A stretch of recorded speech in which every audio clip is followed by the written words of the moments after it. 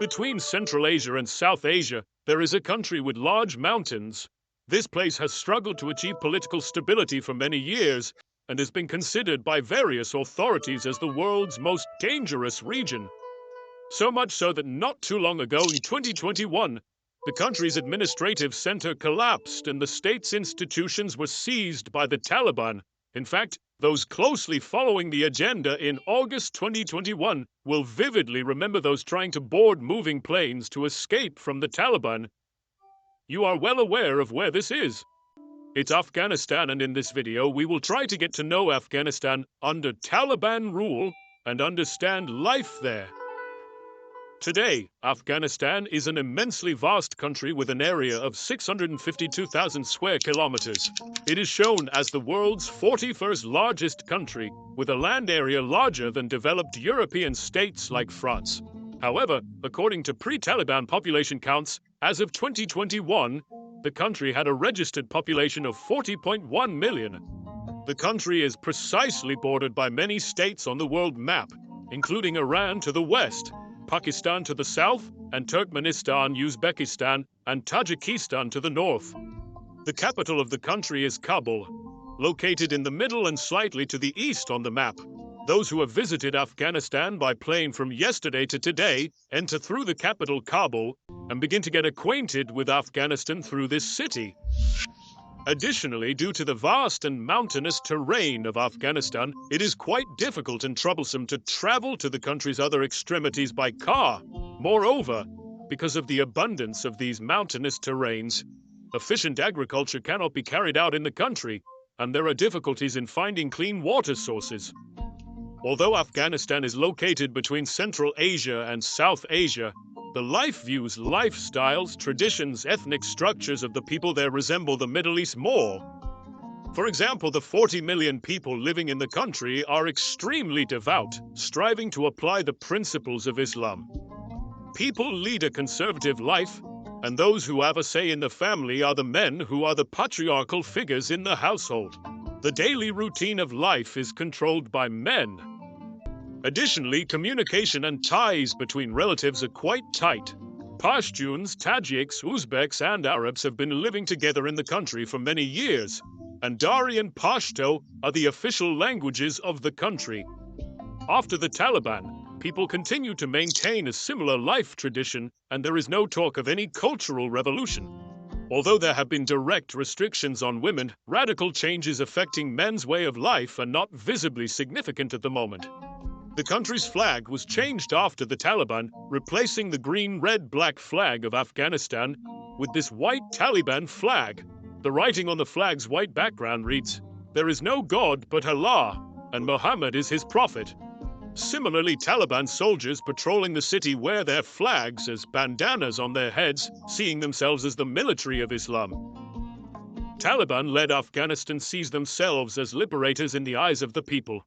Their statement goes like this: "We were living under the dominance of the United States and we were not free. The Taliban, the true owners of Afghanistan, were trapped in the mountains. Now the American net over our heads has been severed, and we have found peace." They define the year 2021 as the conquest of Kabul and see it as a success story leading to freedom after 20 years. For the past 20 years, the United States maintained a military presence in Afghanistan. Then they withdrew from Afghanistan, and the Taliban regained control of the country. Currently, the buildings of the United States military bases are completely empty, and around them walls are inscribed with words written by the Taliban. The walls specifically say, "With the help of Allah, the Taliban defeated America." Due to the rugged high mountains of Afghanistan, the US failed to eliminate the Taliban. Even during the Soviet Union era, the Soviet Union waged war in Afghanistan for 9 years, and more than 2 million Afghan citizens lost their lives defending their country. However, despite significant losses due to the Afghan advantage in terrain, the country could not be occupied, and the Soviet Union had to sign a peace agreement. However, today, a superpower country like the United States can, if it wishes, defeat the Taliban in one day with the military force at its disposal. Therefore, the Taliban are only fooling themselves and thinking they have defeated the United States. They only exist if the United States wants them to, otherwise they can never pose a danger. In fact, everyone you talk to in Afghanistan claims that, thanks to their petroleum reserves and strong collaborations, their country will become stronger, and they are confident in a bright future. Additionally, they want to prove to other countries that they are peace-loving and are pursuing good relations. However, it is worth noting that almost no country officially recognizes the Taliban. In terms of diplomatic relations, they are only recognized by Pakistan, Saudi Arabia, and the United Arab Emirates. They have no official relations with the rest of the world, and no one approves of it. In the markets and bazaars, people are hopeful for their country and continue their businesses. From the bakery to the butcher, everyone has positive thoughts about Afghanistan. However, it is undeniable that they are currently living in isolation from the world. Even though people's faces may be smiling, there is a pain and fatigue in their eyes. Afghan cuisine has developed with a focus on meat. Since agriculture is not favorable in the country, a meat-centric food culture has emerged. Therefore, it is not easy for someone who does not like meat to live in Afghanistan. In the restaurants you will visit, in the markets, you will always see meat dishes being prepared.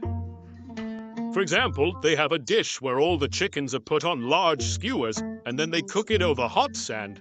Or they have kebabs where thick pieces of meat are put on skewers, and the Afghan people absolutely love these two dishes. The kebab logic is different from other kebabs. It is made on bone in meat, not boneless meat.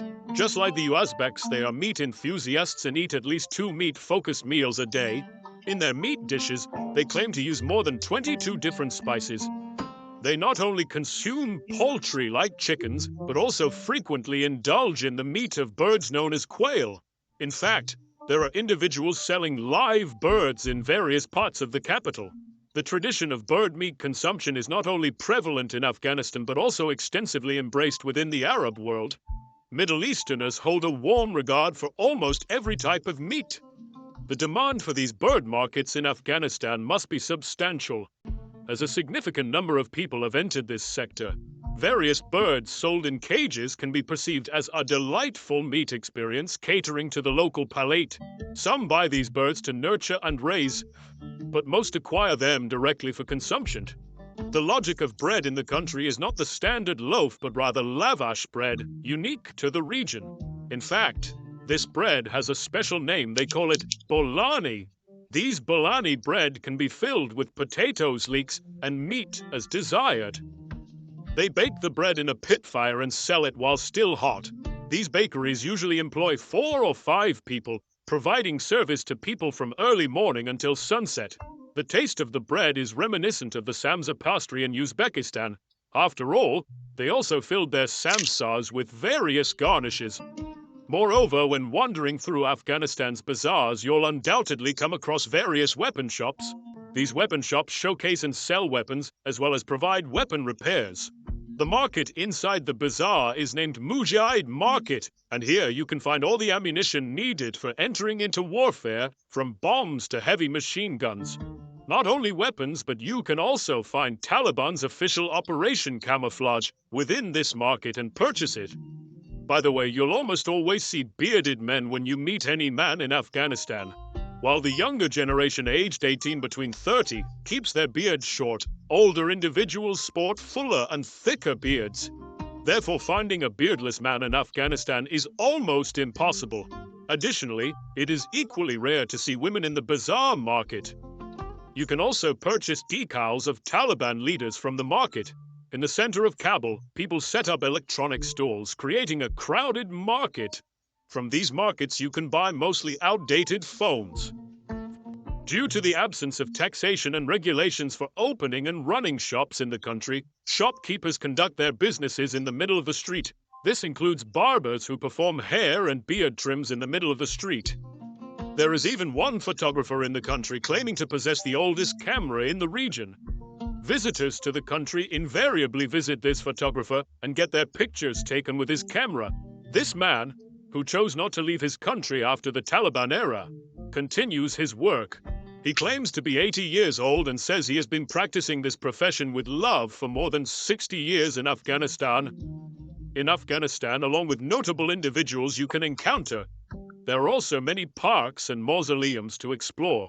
For instance, the tomb of Babur, the king of Kabul, is situated in Afghanistan and is actually listed on the UNESCO World Heritage Site. Moreover, Kabul is known as the City of Parks as there are many green spaces to explore in the city, which is a positive detail in terms of urban planning. Most vehicles in traffic in the capital, Kabul, do not have license plates yet, and there hasn't been any regulation on this matter. However, if you park your car in the middle of the bazaar, there are penalties like whip lashes that directly endanger human life. This is because after the Taliban, civil law statutes have been completely set aside, and they enforce their own laws. At the highest points of Kabul, you can find equipment used in the war with the Soviets. When observing Kabul from these high points, you can also see that the buildings in the capital are generally poor. The country is in serious need of development, and the atmosphere in the capital feels at least 20 years behind the modern era. There is a shopping mall in Kabul, but you cannot shop or withdraw money there with internationally valid cards like your MasterCard or Visa. This is because, as mentioned, the Taliban has no international agreements with the rest of the world, and therefore you cannot handle any international affairs there. One of the first acts of the Taliban in the country was to halt the production of poppy. Before the Taliban, it was free to cultivate opium poppies in poppy fields openly grown by people. Due to the harvested poppy production, people were turning to drug use, and in the secluded areas of Kabul, people were trading in this business. Afghanistan was, figuratively speaking, one of the largest herb producers in Central Asia and the world before the Taliban. After the Taliban, substance use in the country has dropped to zero. People can no longer freely use even regular tobacco there. Today, if you want to be more than just a civilian and become a member of the Taliban, you must attend Taliban schools and graduate from them.